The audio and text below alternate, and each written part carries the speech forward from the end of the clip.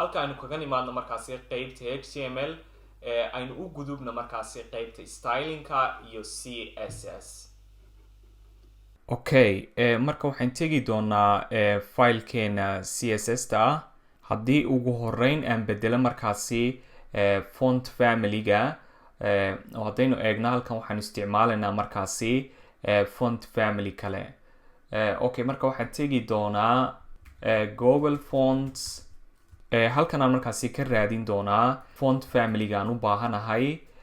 Noocaan doonaya waxaa la dhahdaa markaasi Poppins. Tan aan ku dhufan doonaa haddii aan yara weyneeyo halkan. Kadibna kuwan aan soo wada select garaysan doonaa. Kuwani waxay ka dhigantay inay bold noqonayso. Tan oo kale waxa weeyaan waa thin oo cabirkeedu yahay 100. Okay, marka waan soo wada dooran doonaa dhammaan noocyada sizeska ay leedahay, inkastoo in u baahan doono uun dhowr ka mid ah. Okay, haddaan intaa markaa ku daayo kadib waxaan ku dhufan doonaa halkan import. haddii aad doonaysid inaad dhigtid HTML-kaaga headkiisa waxaad ku dhufan doontaa markaasi link, laakiin haddaad doonaysid inaad fileka CSS-ta dhigtid waxaad soo qaadan doontaa markaasi kan intaad import raadid. Kanaan soo copy garaysan doonaa. Markaa haddaynu iska xidhno Google Fontskaas uma baahanayna mar dambe oo aan halkan markaasi ku dhahdo paste. Kadibna halkan aan tegi doonaa, waxaan odhan doonaa body. Waxaan qori doonaa markaasi font family noocaynu isticmaalna magaceedu wax weeyaan markaasi Poppins iyo sans serif. Haddaan save idhaahdo imika waxaan arkanaa inay isbedeshay font family-gii aan isticmaalaynay. Okay, bodyga waan usoo noqon doonaa. Haddaan dusha tago oo aan halkan ku samaysto markaa dhammaan variableska aan isticmaali doono CSS variableska, waxaan markaasi samaysan doonaa kalaro si aan si yaroo fudud u bedeli karo haddii aan hadhow toolo u baahdo.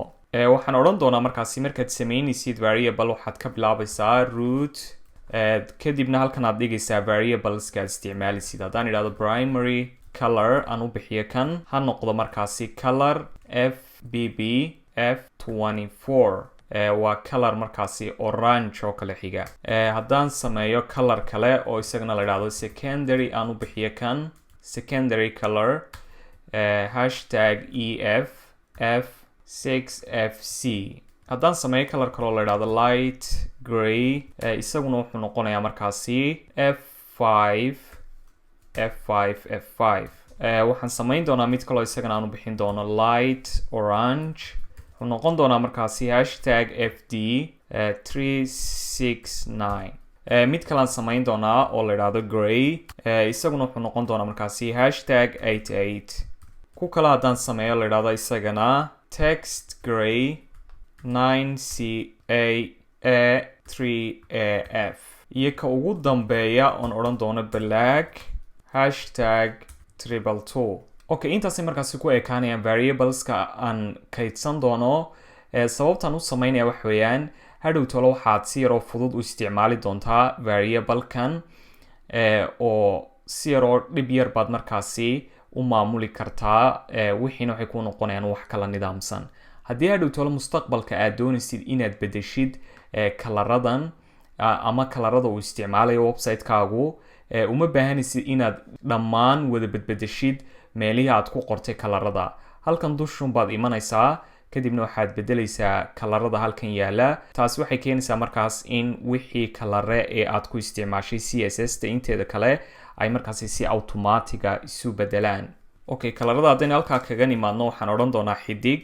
xidigtaas waxay ka dhigantay dhammaan wixii ku guda jira markaasi page-kaaga. waxaan odhan doonaa marginka ka saar sababtoo automatic waxay wataan margin.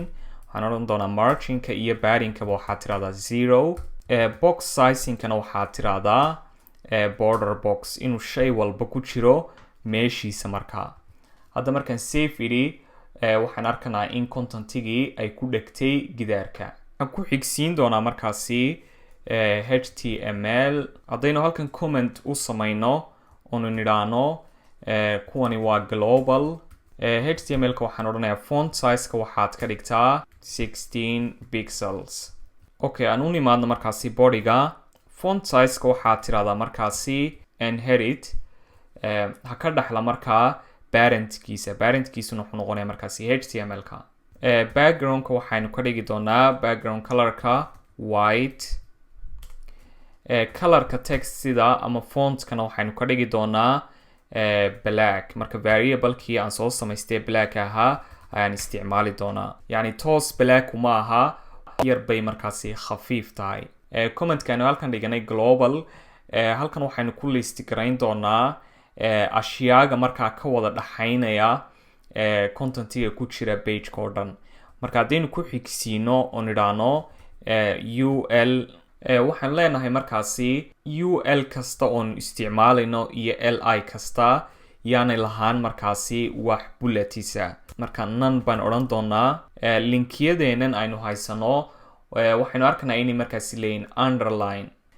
haddii aan markaan idhaahno linkiyadeena ama anchor taggeen oo dhan waxaad ka dhigtaa markaasi kuwa aan lahayn wax underline marka waxaan odhan doonaa text decoration none hadda markaan save idhaahdo waxaa ka baaba'aya laymankii ku jiray markaa underlinekii ku jiray colorkana waxaan arkanaa inay blue yihiin marka waxaad tidhaahdaa colorkeenu ha noqdo inherit macnaheedu waxay ka dhigantahay parentka ama diifka weyn ee ka sarreeya ha ka dhaxla markaa colorkiisa marka bodygeena waxaan ku haysanay black marka isna wuxuu noqon doonaa black okay imageskenana haddaynu nidhaahno sawirada aanu isticmaali doono o dhan ha noqdaan markaas widthka ugu badan ay yeelanayaan max width balaca ugu badan 100% si aynu markaasi responsive uga dhigno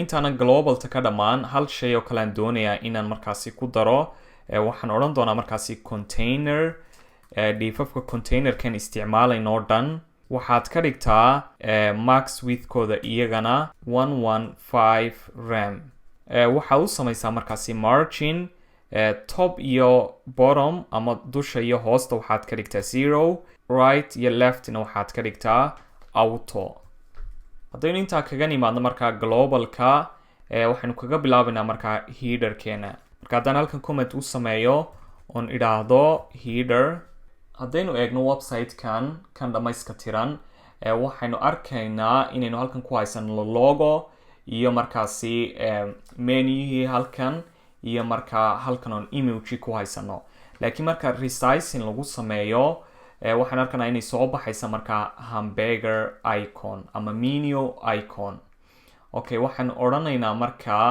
hadaan waxoogaa farta yara waaweyneeyo iconkan markaa aynu hadda halkan dhiganay ayaynu odhan doonaa ugu horeyn waxaad ka dhigtaa mid markaasi aan meesha joogeyn hadda hadhow tolaan soo saari doonaa marka sizeku uu yaraado laakiin caadiyan waxaad ka dhigtaa none marka hadda wakaa ka baxay hamburgerkii waxaa kaloon samaysanay haddaynu eegno html-keena miniyahan aan u bixinay top oo waxaynu samaysanay diif ay ku guda jirayso hadhow tolo marka la furo halkan waxaan samaysanay markaasi diif oo diifkaasi marka halkan la furo ayuu soo baxayaa oo waxaynu dhex dhignay markaa iconkan halkaa yaala close inaga hadda wuxuu noo yaalaa markaa bartaas waxaan odhanaynaa markaas automatic ahaan ama default ahaan ha qarsoonaado diifkaasi marka magacaynu usoo bixnay wuxuu ahaa top isagana waxaan odhan doonaa display none ama waxaynu samayn karnaa maadaamay kan isku mid yihiin halkan unbaynu odhan karnaa hakad isagiina wakaa markaasi qarsoomay waxaan ku xigsiinayaa markaasi dhiifka inoo haya kuwan oo la idhaahdo markaas oon usoo bixiyey class namekiisa flex content hadaan kan ku bilaabo waxaan odhan doonaa markaasi display flex align items center si ay markaasi isku garab degaan waxaynu ku darnay markaasi display flex iyo align items center haddaynu kusii xigsiino diifkan aynu u bixinay diifkan kale aynu u bixinay navigation haddaynu isagana ku xigsiino on idhaahdo dot navigation waxaan odhanayaa markaasi heightkiisa waxaad ka dhigtaa 7 ram kadibna waxaan doonaynaa inaynu dhexda dhigno contentigan oo ay dhexda taalo waxaan odhanayaa markaasi justify content space between flexka ma sharaxi doono siduu u shaqeeyo ma sharaxi doono yani wuxuu u baahan yahay tutorial khaas ah laakiin haddaan wax yar un ka idhaahdo markaad leedahay display flex tani waxa ay odhanaysaa markaa align item center waxaad leedahay markaasi contentigu dhexda ha degto halkanna waxa ay maamulaysaa qeybta markaasi horizontalka halka tani ay ka maamulayso align itemskani qeybta markaasi verticalka ee taagan then safe idhaahdo markaa waxaan arkaynaa markaan sidaa safe u idhi in contentigii ay kala fogfogaatay waxoogaa oo space between ay noqotay halka markaa ay dhexda ka timid marka vertical loo eego oo hadda halkan waxaynu ku haysanaa markaa diifkan aynu habaynayno waxa uu dhigay markaa contentigii centerka oo taa waxaa ka dhigaysa markaa align itemska oo haddaan imika idhaahdo start tusaale ahaan flex start waxay dhigaysaa markaa dusha ugu sareysa marka waxaynu leenahay vertical ahaan dhexda ha taalo dhiifka ay ku jirto halka qeybta horizontalkana aynu odhanayno markaasi space between waxaan rajeynayaa markaasi intaas inaad fahanteen okay waxaan u tegi doonaa markaasi loogada haddaan idhahdo dot logo paddingkeeda waxaad ka dhigtaa top iyo bottom 0 rem halka aynu markaasi right iyo leftina ka dhigino 1.5 rem okay colorkana waxaynu ka dhigi doonaa markaas gray haddaynu colorkana saa ka dhigno hadda way isku eeg yihiin waxaan u imanaa markaasi menuheenan oon markaasi ku haysana nav waxaynu odhan doonaa markaasi nav link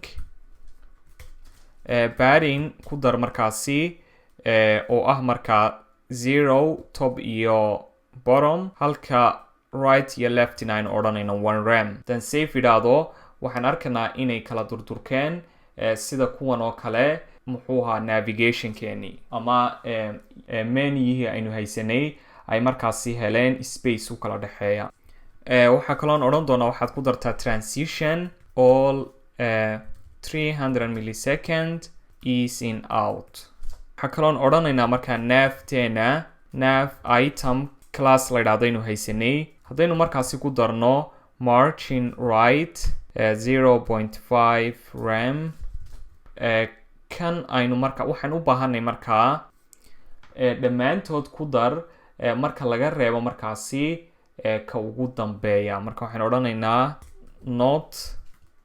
not last child dhammaantood ku dar markaasi margin right marka laga reebo markaa ugu dambeeya last childka waxaa kaloon u baahannahay home tenas waxaan arkaynaa inay markaasi leedahay color orangea marka waxaan odhan doonaa nav item first child nav link first child waxa weeyaan markaa ka ugu horeeya waxaan ku daraynaa markaa color waxaan odhanaa markaasi primary orange ha noqdo markaas okay sidoo kale marka la hover gareeyo ama la dul tago nafteena ama menuyaheena waxaan odhanaynaa markaasi waxaad ku dartaa color hover waxaan odhan doonaa markaasi color var primary okay hadda marka hover la idhaahdo waxaan arkaynaa in colorku isbedelayo oo uu noqonayo markaasi orange okay intaas markaasi waxay la eegtay inay okay tahay marka laga reebo kuwan markaasi oo colorkoodu yihiin light gray marka waxaan odhan doonaa kuwan laftirkoodu hadhow tole gray bay noqonayaan marka intaynu gooni u bedeli lahayn waxaynu tegi doonaa markaasi bodygaaynu markaasi u samayn doonaa color waxaan odhan doonaa halkan aan tegi doonaa bodyga colorkiisa ayaan markaasi ka dhigi doonaa text gray aynu u nimaadno markaa qeybtan dhexe aan usoo bixinay showcase-ka okay haddaynu u nimaadno markaasi qeybtan showcase-ka oo aynu halkan comment ku samayno oon idhaahdo showcase ugu horeyn waxaan ku bilaabi doonaa markaas waxaynu arkaynaa inaynu haysano shape markaas halkan inoo yaala sawirkii iyo qaybtan oo bidixda inoo taala oo ay ku qorantay markaa textidaasi. Waxaan odhan doonaa markaasi haddaynu ku horeyno shape-ka, waxaan usoo bixinay markaa div class namekiisa la yidhaahdo shape. Waxaan odhan doonaa markaas ugu horeyn waxaad ka dhigtaa mid positionkiisu yahay intaana shape-ka u tegin aan markaasi divka weyn ee haya showcase-tan yani divkan weyn haddaynu halkan tagno let me see divkan weyn ee ay ku guda jiraan markaasi dhammaan waxyaabaha oo dhan sida leftigoo kale iyo markaa right iyo shape-keena. marka intiinaan shape-ka u tegin aynu nidhaahno dot showcase heightkiisu ha noqdo markaa 100 view height oo laga jaray markaa 7 rem. Intaasaynu markaasi odhan doonaa calculate. shaashada aad haysatid markastaba ama shaashada laga isticmaalayo ayuu odhan doonaa markaa 100 view height waxay ka dhigantay dhammaan inta la arki karayo shaashada oo laga jaray markaa 7 rem. Backgroundkiisana haddaynu ka dhigno waa color aynaan soo samaysan markaa variable ahaan. Waxaan odhan doonaa FFFBEB. Waa colorka markaasi light yellow oo kale ah. marka colorkii waa kan hadda u samaysmay. Waxaa kaloon ku dari doonaa markaasi overflow contentigu hadday isdul saarmato ama ay dul saarmato contenti kale waxaan odhan doonaa hidden. Okay, waxaan u tegi doonaa markaa divkan kale la yidhahdo markaasi showcase content. Showcase content. waxaan odhan doonaa heightka waxaad ka dhigtaa 100%. qaybta waxaa u tagtaa markaasi leftiga showcase content dot left. qaybta waxaan odhan doonaa margin top -5 rem. Okay, haddaynu u nimaadno markaasi titleka waxaan odhan doonaa showcase content dot left. Titlekan haddaynu u nimaadno oo nidhaahno qaybta aynu colorka u samaynay waxaan arkanaa inay intaasi color yar leedahay. waxaan odhan doonaa markaasi waxaan u sameeyey markaa div la yidhaahdo color class namekiisa la yidhaahdo color. marka waxaan odhan doonaa colorka waxaad ka dhigtaa primary. Save markaan idhaahdo waxaan arkanaa intani inay markaasi hadda yeelatay colorkii aynu doonaynay. waxaa kaloon odhanayaa markaasi showcase content left. subtitleka haddaynu markaasi isagana soo style garayno waxaan odhan doonaa markaasi display inline block.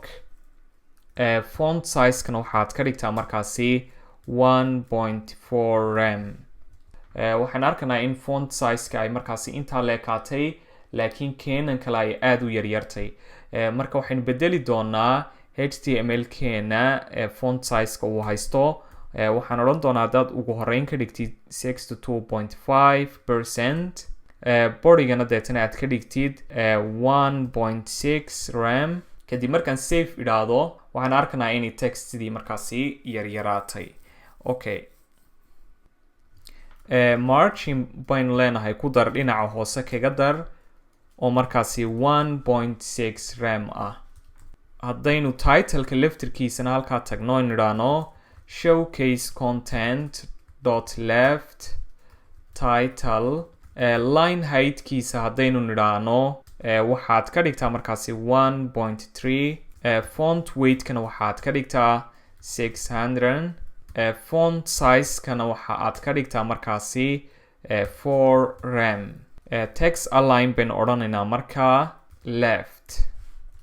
Okay, markaan save idhaahdo waxaan arkanaa inay markaasi fartii waxoogaa yara waaweynaatay oo ay tagtay halkaas markaa. Okay, iyadana waxaan u tegi doonaa markaa waxaan u iman doonaa markaasi intan iyo buttonka markaas.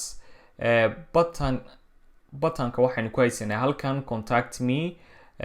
halkan waxaynu ku haysanay markaa text ay ku qorantay oo h4 let's find out what we can achieve together. Okay, halkan waynu khaladnay aynu ku darno markaa halkan aynu idhaahno opening tagi baynu ka tagnay. Okay, hadda waxaynu style garayn doonaa markaa kan iyo iyo buttonka waxaan oran doonaa markaasi showcase content dot left h4 waxaan ka dhigi doonaa font weight kiisa 400 margin topkana waxaan ka dhigi doonaa 2 rem okay shape-kan haddaynu isaga waxoogaa iska durkino waan u iman doonaa waxaan ku xigsiinayaa markaa hadda buttonka waxaan odhan doonaa button displayga waxaad ugu horeyn ka dhigtaa inline block oo gooni markaasi ha u qabsada markaa sentence inline block waxaad u samaysaa markaasi background color aynu odhan doono waxaad ka dhigtaa markaasi primary color okay hadda inoo samaysmay buttonku wuxuu u eegyahay markaas sidan oo kale colorkana waxaad ka dhigtaa markaa white waxaa kaloon ku dari doonaa markaasi padding 1.3 rem 5 rem wakaas hadda colorkii yara weyn buttonkii yara weynaaday font weight baan ku dari doonaa waxoogaa fontku ha yara buurnaato 600 waxaa kaloon ku dari doonaa markaasi margin top waxoogaa markaasi ha kasoo yara durko dhinaca sare ama in badan 4m laakiin kan waxaan arkaynaa markaas inuu wareegsan yahay marka waxaan ku dari doonaa border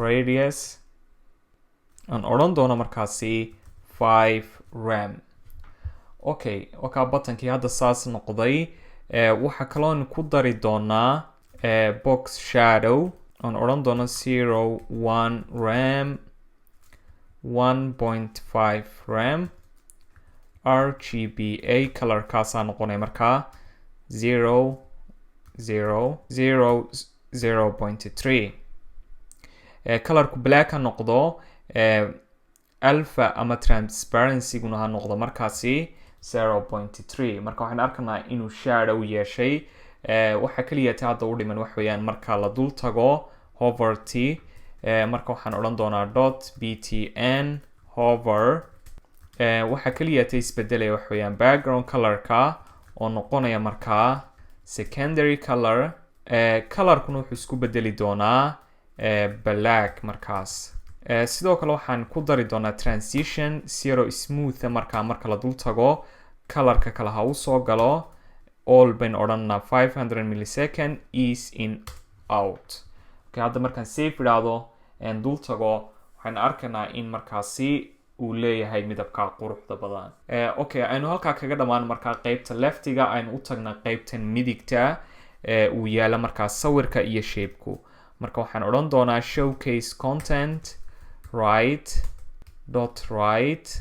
haddaan image-ka ku horeeya markaa ama sawirka waxaan odhan doonaa positionkiisa waxaad ka dhigtaa absolute maadaameynu absolute ka dhigana positionkiisa kan waxaan u baahannahay inaynu diifkeena weyn ee showcase-ka kasoo dhigna markaasi position relative marka kanaan kusoo dari doonaa position relative si uu markaasi kani u qaato position absolute-ka position absolute waxay ka dhigan tahay in meel cayimad aad dhigaysid laakiin meesha cayiman waxaa maamulaya diifka uu dhex yaalo oo hadda waxa inoo ah parentka showcase waxaan odhanaa bottom dhinaca hoose ha noqdo markaasi 0 halka uu right-kana ka noqonayo 15%.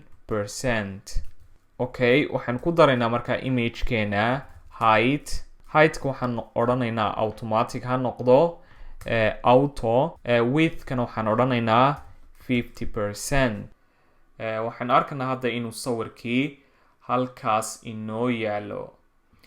Okay, waxaan arkaynaa laakiin inuu sawirku yahay mid gooba ah marka waxaan odhanaa border radius 50%. mid gooba ah ha noqdo markaas waa kan hadda markaa goobada noqday. waxaa kaloon ku daraynaa markaasi border 20 pixels solid colorka markaa borderkuna ha noqdo light gray wakaa markaasi borderkiina u samaysmay. Okay, shayga keliya hadda inoo hadhay waxa weeyaan shape-ka halkan aynu markii kusii samaysanay aan u nimaadno markaa shape-ka position-kiisa isagana waxaan odhanaynaa ka dhig absolute. Top waxaan odhanaynaa dhinaca sare 0 ha noqdo, halka leftina ay sidoo kale 0 ka noqonayso. Waxaad u samaysaa markaas width 100%, height-kuna sidoo kale ha noqdo 100%. ilaa hadda waxay noo soo baxaya ma jiraan ilaa intaynu uga samaynayno markaasi colorka iyo pathka.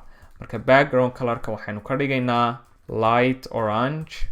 Waxa kaloon odhanaynaa markaasi clip path meesha uu maraya markaasi waxaad inoo samaysaa markaas circle 600 pixels at right, dhinacu ka soo baxaya markaas 600 pixels kaasi 850 pixels. markaan hadda save idhi waxaan arkanaa inuu inoo sawirmay markaasi shape-kii. waxaynu arkanaa markaasi inuu sawirku hadda dul yaala shape-ka. haddii la eego laakiin website-ka kale aynu dhamayska tirnay waxaan arkanaa in uu sawirku hooseeyo labada. marka adigu haddii aad doonaysa inuu sawirku markaas soo yacni shape-ku dul maro oo uu sawirku hooseeyo waxaad ku darin doontaa uun markaasi shape-kaaga z index ood odhan doonto ha noqdo tusaale ahaan 2 ama 1 oo kale, yacni ha ka sarreeyo. marka waxaa hoosta mari doonaa sawirkii. laakiin hadda sidan baaba igala qurux badnaatay, marka sidan inoogu daa sawirku uu sarreynaya markaa. okay, halkan waxaynu ka tagnay markaa calaamadii ama iconkii rocketka. haddaynu ku noqono markaa halkan oo aan kusoo daro iconka markaa rocketka. let me add that. yes, hadda markaan save idhi waa kaas hadda kusoo darsamay. aynu saa kaga nimaadno markaa qeybteena intaynaan ka iman. okay, halka waxaynu arkaynaa inay waxoogaa kasoo baxsantay tani. okay, z index-keena inoogu dar, waxaynu odhan doonaa 2. okay, saasay markaasi ku qurux badantay. waxaynu saa kaga dhammaanay markaa qeybteenan showcase-ta. haddaynu u galno markaa qeybaheenan kale, ugu horeyn aynu aynu markaasi titlada hagaajino. waxaan odhan doonaa .title h1. haddaynu idhaahno font weight-ka waxaad ka dhigtaa 400. waxoogaa font weight-kan way yara burburantay, marka 400 aynu ka dhigno save. font weight-kii wataa markaasi sidaa inoo noqotay. okay, titleka laftirkiisa markaa aynu u nimaadno classkaas la idhaahdo title. hadda waxaynu sameynaynu markaasi ciwaanada ku dhex jira titleka. marka font size-ka waxaynu ka dhignaa 3 rem ha waaweynaato waxoogaa. text align waxaynu odhan doonaa markaasi center. margin bottom baan odhan doonaa ku dar ha noqdo markaasi margin bottomkaasina 3 rem. font weight-kana waxaynu ka dhigaynaa 600. okay, save. hadda wakaa inoo tegay bartaas centerkii. haddaynu eegno markaa kuweena kale waxaad moodaa waxoogaa in aanay font size-kii inoo shaqayn. okay, halkan aan ka tegay markaasi size aan ku dara hadda. yes. waxaa kalood inoogu dartaa markaasi border top 1 pixel solid. colorkana waxaad ka dhigtaa markaasi f3 f4 f6. save haddaynu nidhaahno borderkii hadda si fiican uma muuqanay, laakiin waa kaas hadda halkaa yaala. aynu u nimaadno markaasi projectiska diifkan haya ama diifafkan. haddaynu eegno markaasi projectyadeena waxay u habaysayin markaa qaab grid ah oo marka la yareeyo, tusaale ahaan haddaynu imika aada usii yarayno waxaan arkanaa inay markaasi xabad noqon doonaan. marka waxaan isticmaali doonaa grid. grid haddii aanad si fiican u garanayn waxaan ka sameeyey markaa muuqaal ama tutorials aan si fiican ugu sharaxay. waxaan odhan doonaa markaasi hadda waxaad ku dartaa display grid ku dar projectyadeena. project haddaynu idhaahno waxaan usoo bixinay project center. diifka weyn ee haya waxaan u bixinay markaasi project center. haddaynu idhaahno markaa display grid ku dar. halkan aan tago horta si aynu u aragno waxaynu samaynayno.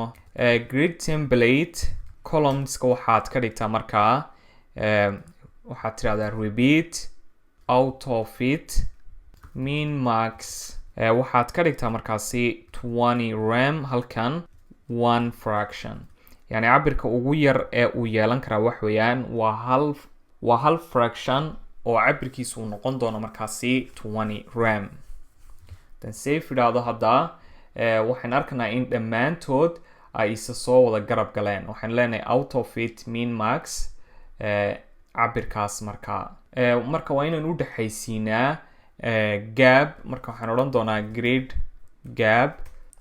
gapkaas ha noqdo 5 ram hadda waa kuwa isa soo wada dhinac degay gapkiina markaasi uu u dhaxeeyo haddaynu u tagno projectskeena waxaan arkaynaa inay iyaguna si automatic isku habeeyeen sababtoo waxay wadaagayaan div isku mid ah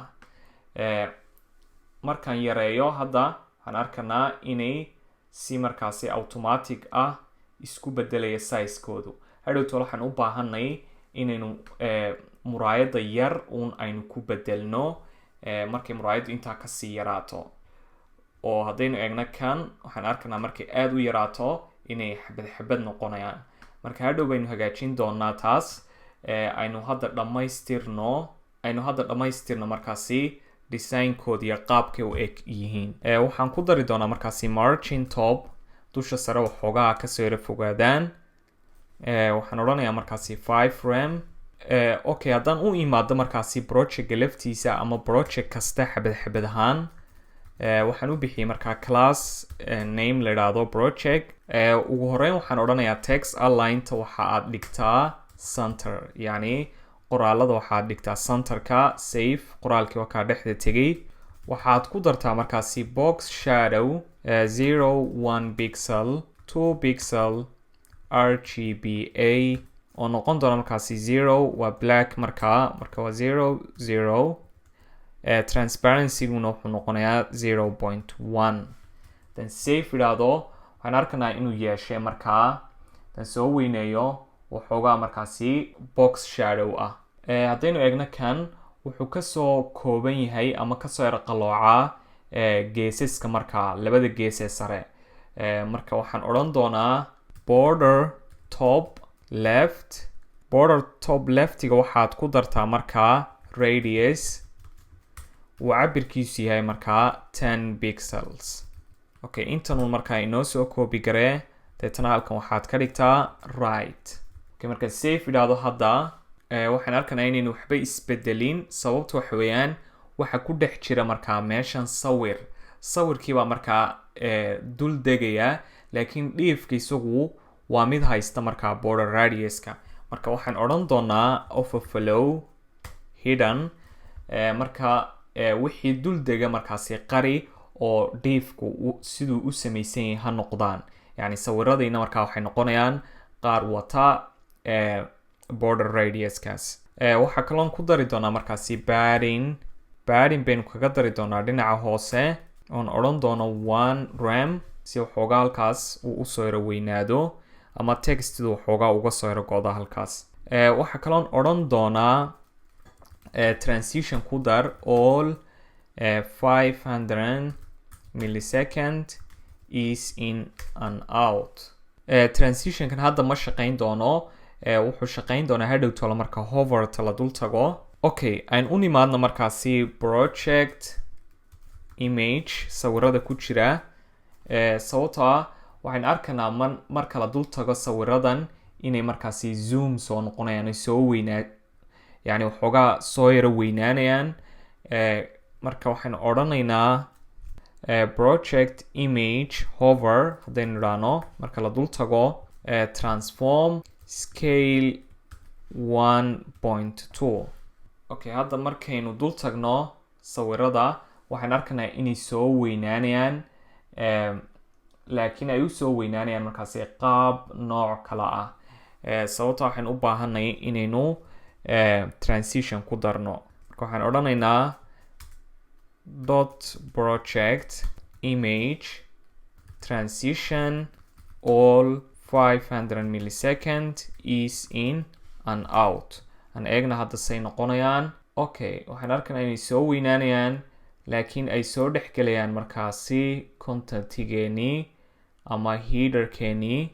Marka waxaa jiray div hayay markaasi sawirkan. Waxaan odhan doonaa markaasi project.image cover ayaan usoo bixiyay markaa. Kan aynu odhan doonaa markaasi overflow hidden.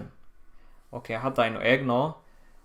Very good. Waxaan arkanaa inay usoo weynaanayaan si fiican oo aynay inaga soo dhexgelayn markaa contentgeena.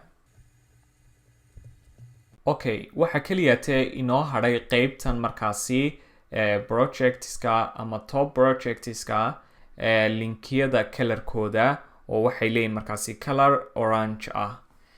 Waxaan odhan doonaa markaa class bay lahaayeen markaasi la yidhaahdo visit link. Haddaan soo eego classkooda haddaan eego, let me check inaan visit link, that's right. Waxaan odhan doonaa font sizeka waxoogaa yara waaweyne. Waxaad ka dhigtaa markaa 1.7 rem.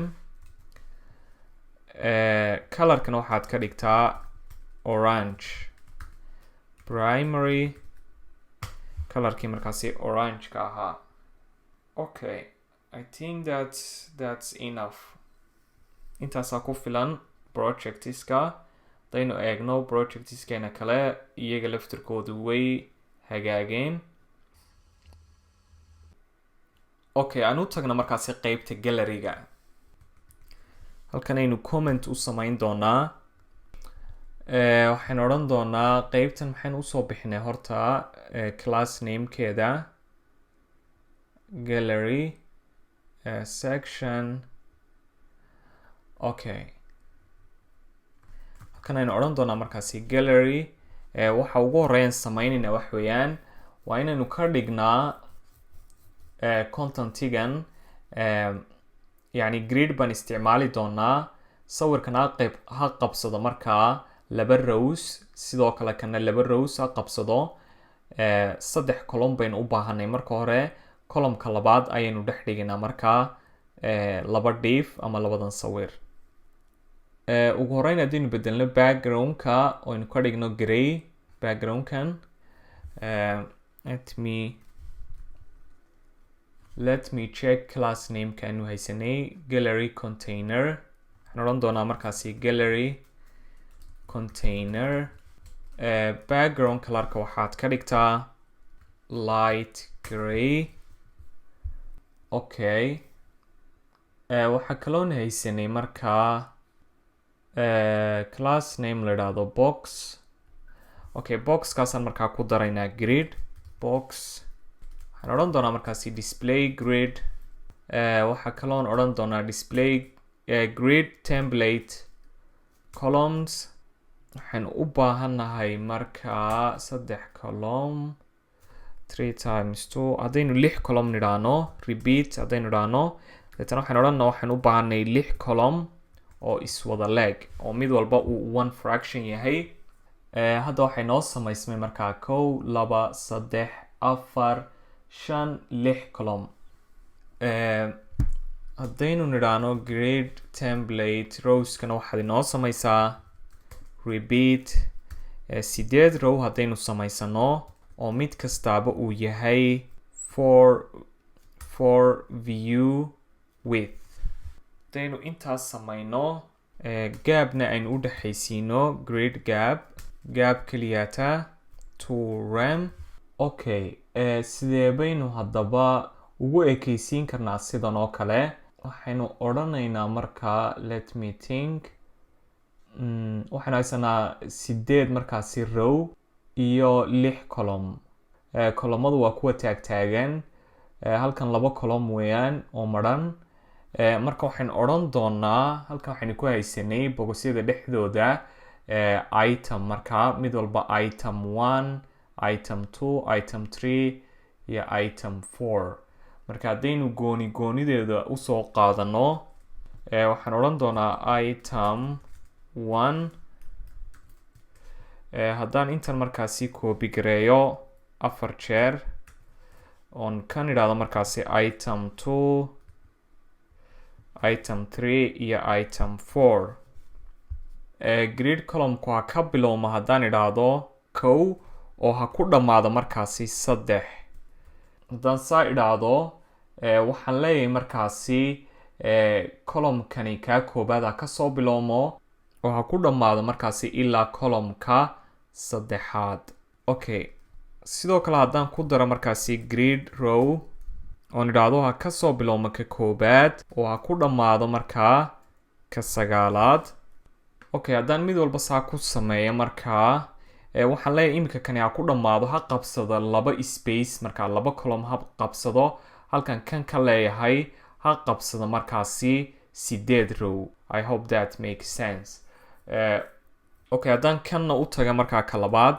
sidaan hore u sheegay gridka kuma dheeraanay sharaxaadiisa sababta tutorial gooniya ayuu u baahan yahay in si fiican loogu barto haddii aad u baahantay markaasi waxaan ka sameeyey tutorial waxaad ka dhex daydii doontaa markaasi channelkayga youtube-ka okay haddaynu idhaahno itemka labaad grid columnkiisu ha ka bilowmo markaasi number 5 ha ku dhammaado markaa number 7 haddaan saa idhaahdo okay wakaa markaa halkaa tegay itemkii labaad isaguna sidoo kale weynaa okay labadanna waxaan odhan doonaa item 3 iyo item 4ka haddaynu intaas soo copy garaysano iyagana waxaan odhan doonaa grid columnkiisu ha ka bilowmo number 3 ha ku dhammaado markaa number 5 haddaan safe idhaahdo waxaan arkayaa inuu iminka meeshii isna qabsaday kanna haddaan idhaahdo rowgiisuna ha noqdo hal ha ka bilowmo oo ku dhammaado number 5 marka waxa inoo dhiman oo keliyaatay inaynu kan hagaajino waxaan odhanayaa markaasi item 4 haddaan intaa iyadana soo copy gareeyo waxaan odhan doonaa ha ka bilowmo markaa columnkiisu 3 oo ha ku dhammaado 5 save okay rowgiisuna ha ka bilowmo 5 oo ha ku dhammaado markaa 9 okay that's right okay saasaa ugu dhow markaa hadda ay ku hagaagsanyiin keliyaata waxaynu hagaajinaynaa sawiradu intay ku fadhiisanayaan halkan aan iman doonaa markaas waxaan odhan doonaa box .item inay sidaa ahayd ayaan jecelay item kasta markaa wuxuu watay class la idhaahdo item aynu markaasi classkaas style garayno ugu horeyn waxaan odhan doonaa overflow hidden hadda markaan overflow hidden idhi waxaan arkanaa inay meeshii markaasi nidaamsanaatay waxaa kaloon odhan doonaa markaas width u samee 100% sidoo kale heightkana waxaad ka dhigtaa 100% okay sawirada markaa iyaga laftirkooda aan u nimaadno box image waxaan odhan doonaa markaasi object fit cover sidoo kale marka imageka la dul tago haddaan intan imika copy idhaahdo marka la dul tago waxaad ku dartaa markaa hover haddaynu hover ku darno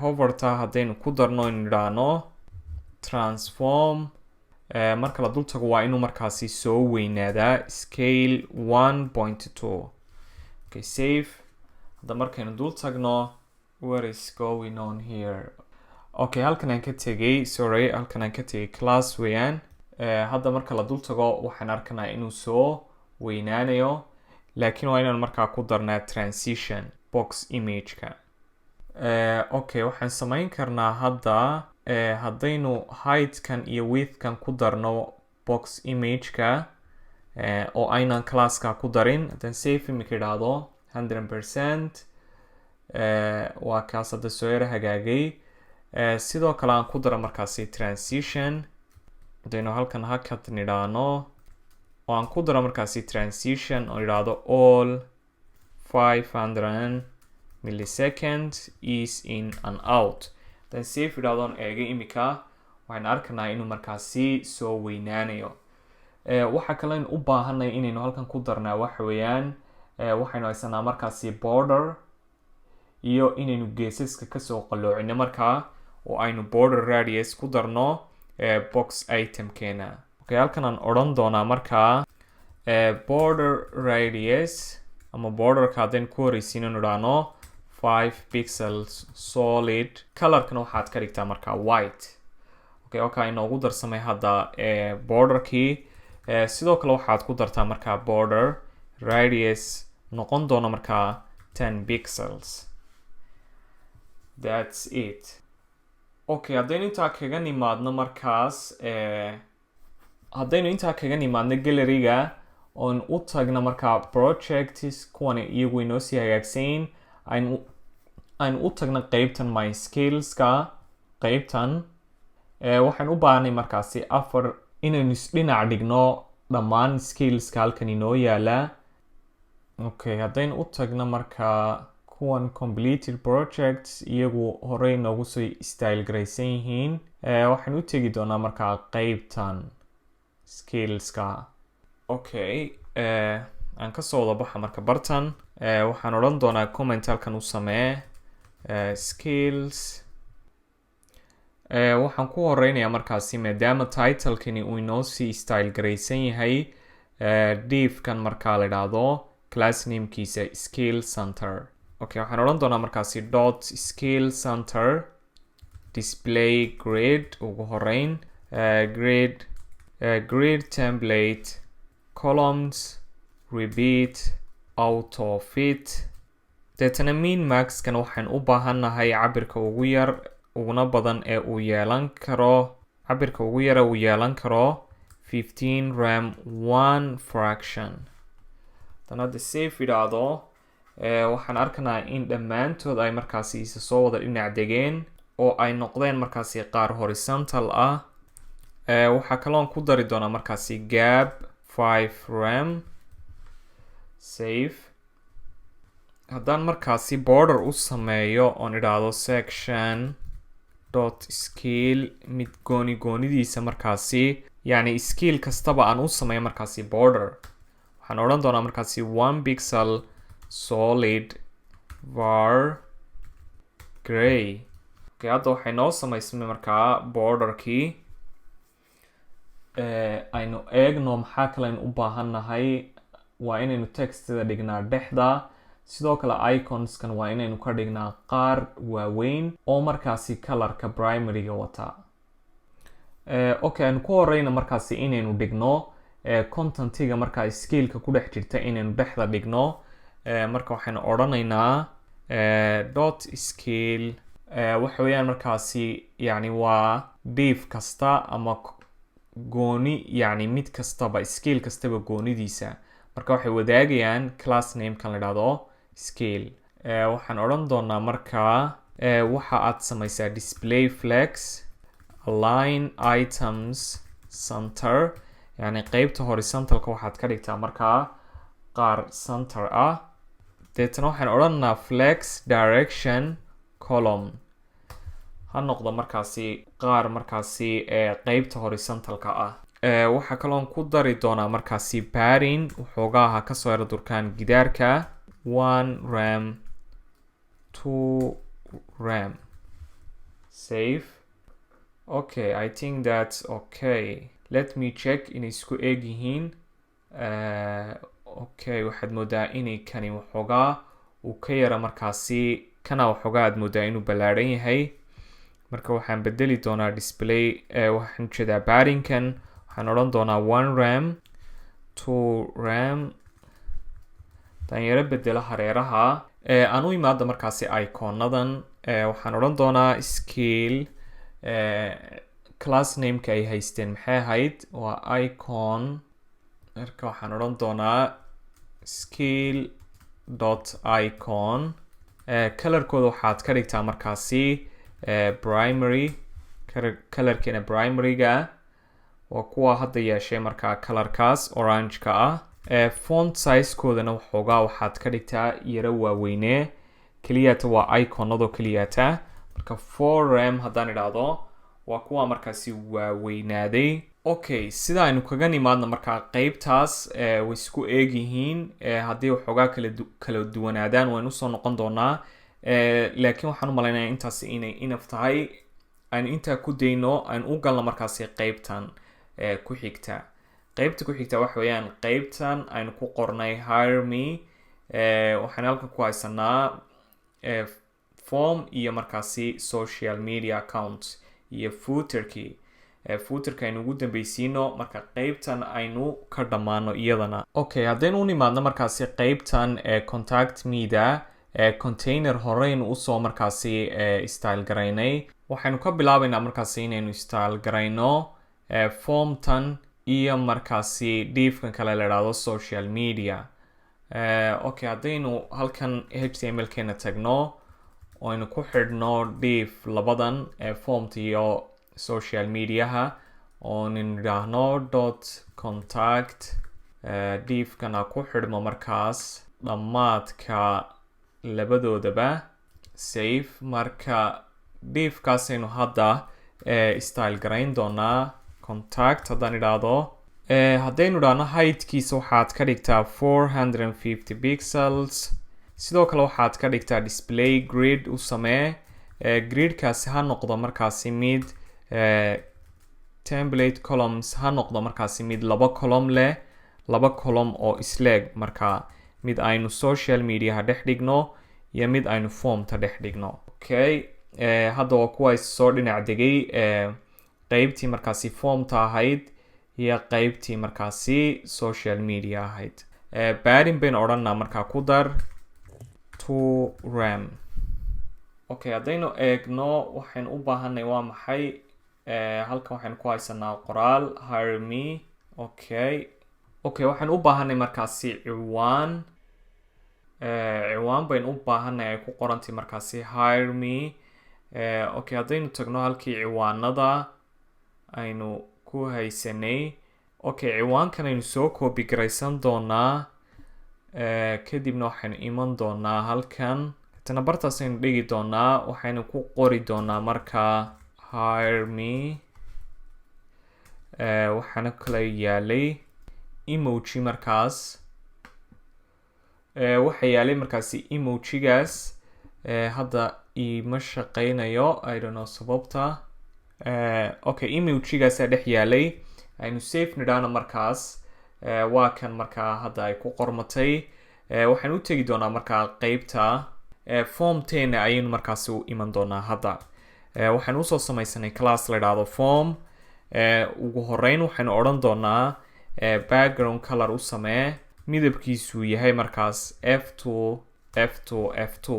yani gray ah waxaa kaloon u samayn doonaa padding 12 pixels 20 pixels then safe idhaahdo waxaan arkanaa inay hadda halkan formtii noogu samaysmatay iyada iyo colorkeed background colorkeedi iyo waxeediiba waxaan ku dari doonaa haddaan eego waxaa kale in u baahanay inaynu samayno hareeraha waxoogaa way kasoo yaraa laabantay marka waxaan ku dari doonaa border radius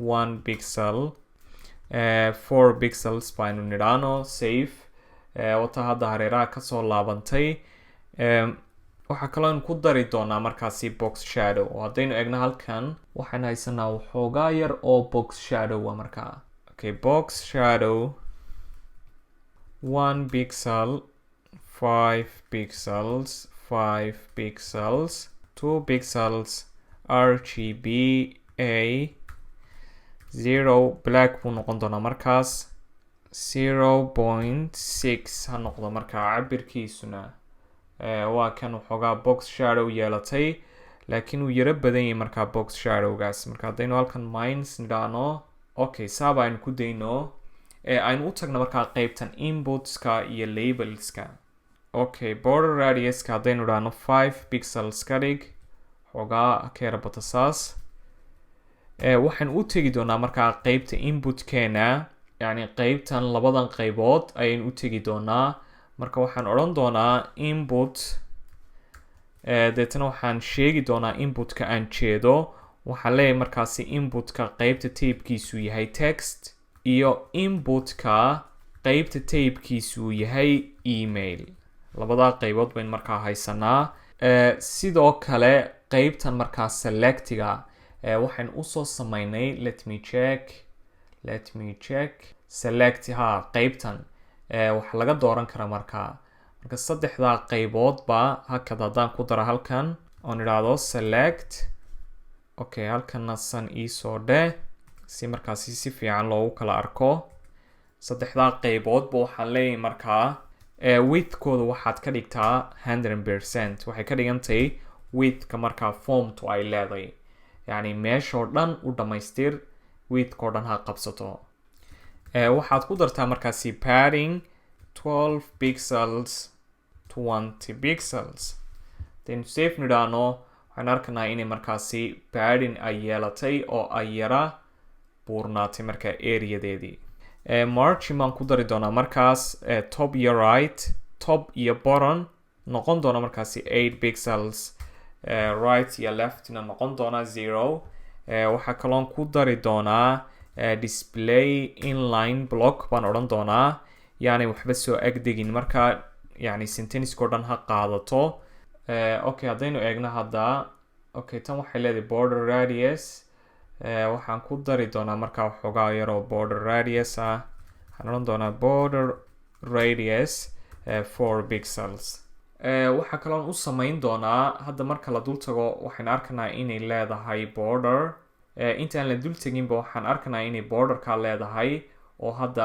border madow ayaa dul saaran marka haddaynu borderka laftirkiisa bedelno nidhaahno border ka dhig 1 pixels solid CCC waa midab markaasi waxoogaa grey ah noqonaya waxaa kaloon ku dari doonaa markaasi box sizing kastoo aynu haysanay html-keena aynu ku haysanay haddana waxaynu odhan doonaa border box ka dhig okay aan u nimaadna markaa qeybta muxuu ahaa buttonkan submit buttonkan submit waa ka halkan inoo yaala waxaan odhan doonaa markaasi u imow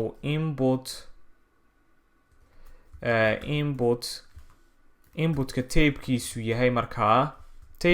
yahay markaa submit haddaynu u nimaadno markaa kaa sidoo kale isna widthkiisa waxaad ka dhigtaa 100% saynu u aragno saa haddaynu wax yar u yarayno background colorkiisana waxaad ka dhigtaa var primary waxaan u samayn doonaa markaasi color white ah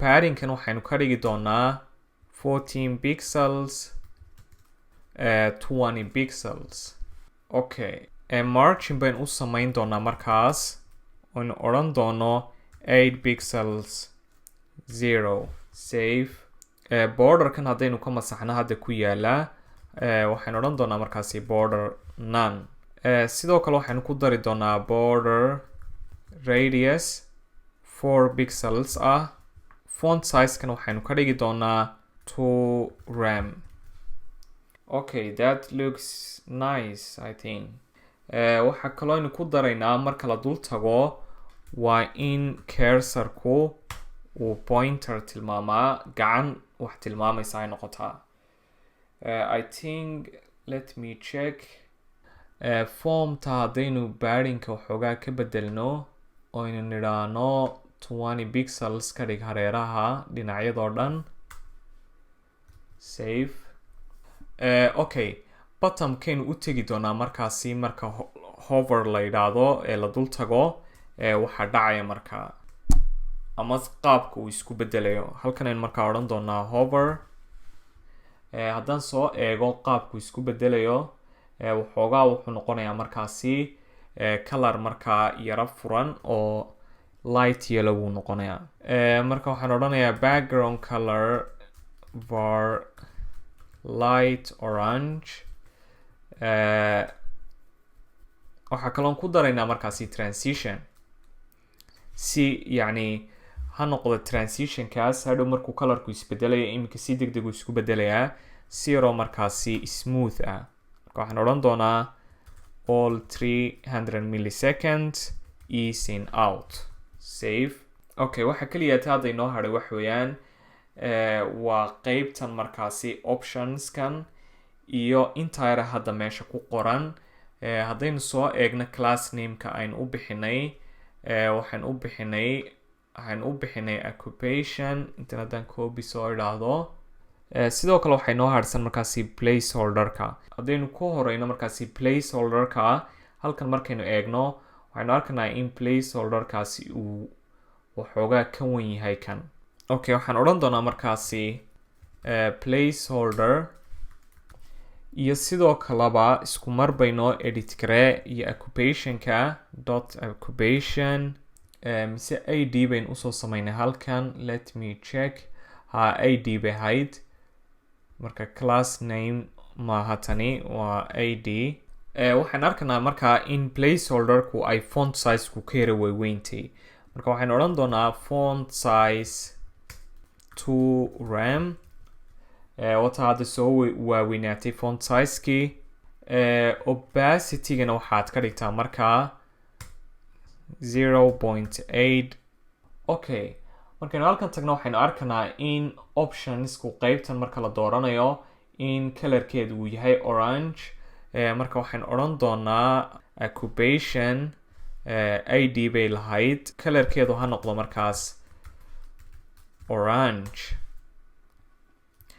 not light orange but okay colorkeedu ha noqdo markaasi primary color okay ismuu bedelin maxaynu khaladnay okay id-gii waa kan okay waxaan spelling-ka ayaan khalday marka occupation waa sidan hadda wakaa isbedelay colorkeedii sidoo kale halkaana waynu khaladnay sababtay text u waaweynaan weyday hadda wataa markaasi textidii isbedeshay oo waaweynaatay okay haddaynu eegna halkan waxaynu arkaynaa in marka la dul tago inputkeenan uu border yeelanayo markaa ama focusku uu noqonayo markaasi yellow laakiin kan uu yahay blue marka taasaynu bedelaynaa hadda waxaan odhanayaa markaasi input focus iyo sidoo kaleba occupation focus outline-ka waxaad ka dhigtaa markaasi none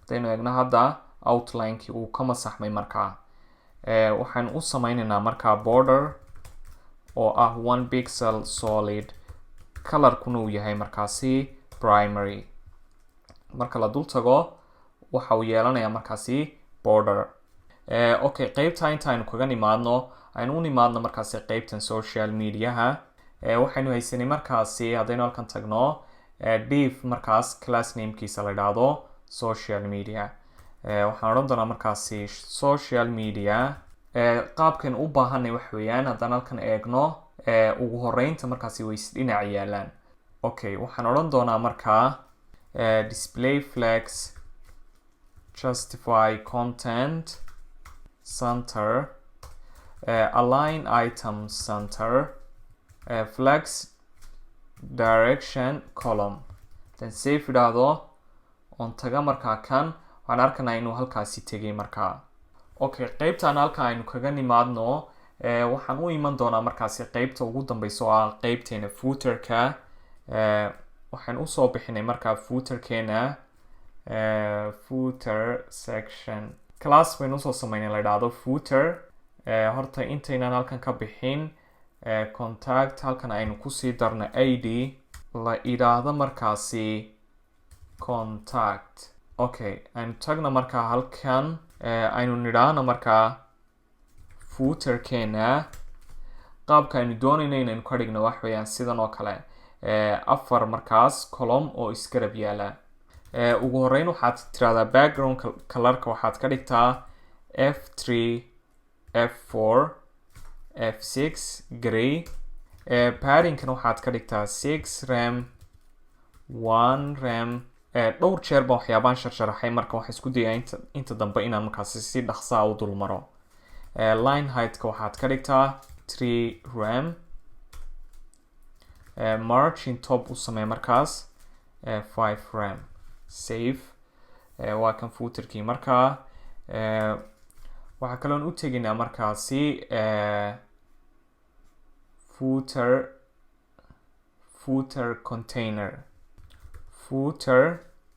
container haddaan idhahdo display grid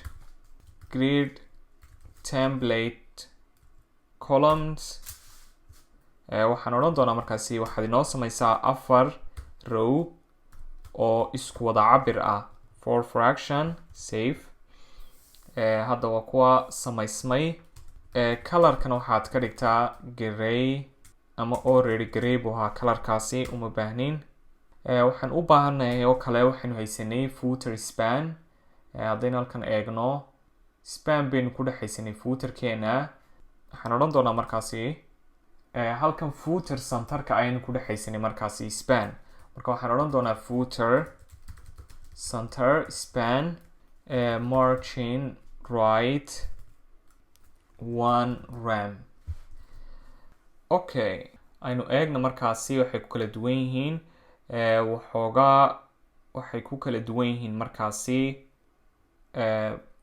font weightka waxaan odhan doonaa ugu horeyn waxaad tirahdaa footer center dhiifafka ku jira footer centerka waa in font sizekooda uu noqdaa 1.4 rem hadaynu saan idhaahno waxaan odhanaa markaasi hadda ciwaanada aynu yaryarayno footer center ciwaanada ku dhex jira h3ga I think inay h3 ahaayeen yes waxaad tirahdaa markaasi font sizekooda waxaad ka dhigtaa 1.8 rem font weightkoodana waxaad ka dhigtaa 400 okay let me check okay waa kuwa hadda isbedelay font weightkoodii iyo markaasi font sizekoodiiba okay footerkiina sidaas aynu kaga nimaadno I think inay wax yar ku kala duwan yihiin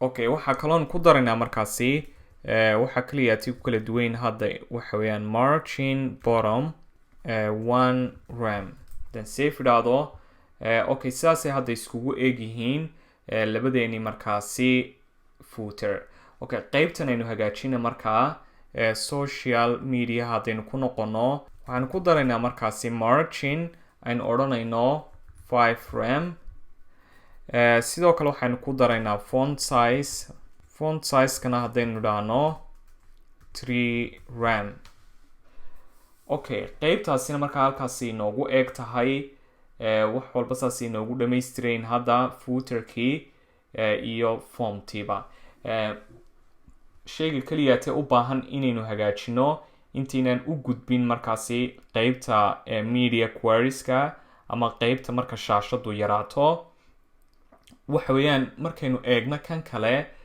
waxoogaa way yaro kala fogfogyihiin markaasi sectionadani marka waxaan odhan doonaa haddaan dusha sare tago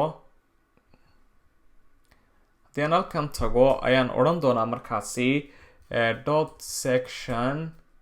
sectionkayga waxaad u samaysaa markaasi padding 7 rem 000 safe haddaan iminka idhaahdo on eego waa kuwa markaasi kala fogfogaaday oo wada nidaamsanaaday kana laakiin aad moodaa inaanu isagu ka fogaan kan kale oo uu waxoogaa ku dhegsan yahay marka waxaan tegi doonaa haddaan halkan tago contact aan idhaahdo hadaynu soo eegno qaybtan let me check qaybtan haddaan ku daro markaasi class kale oo la idhaahdo text contact haddaan sidaa idhaahdo halkan aan tegi doonaa markaa oon odhan doonaa dot text contact deetan waxaan ku dari doonaa markaas margin top si ay intan dusha halkan dusha waxoogaa uga yara durugto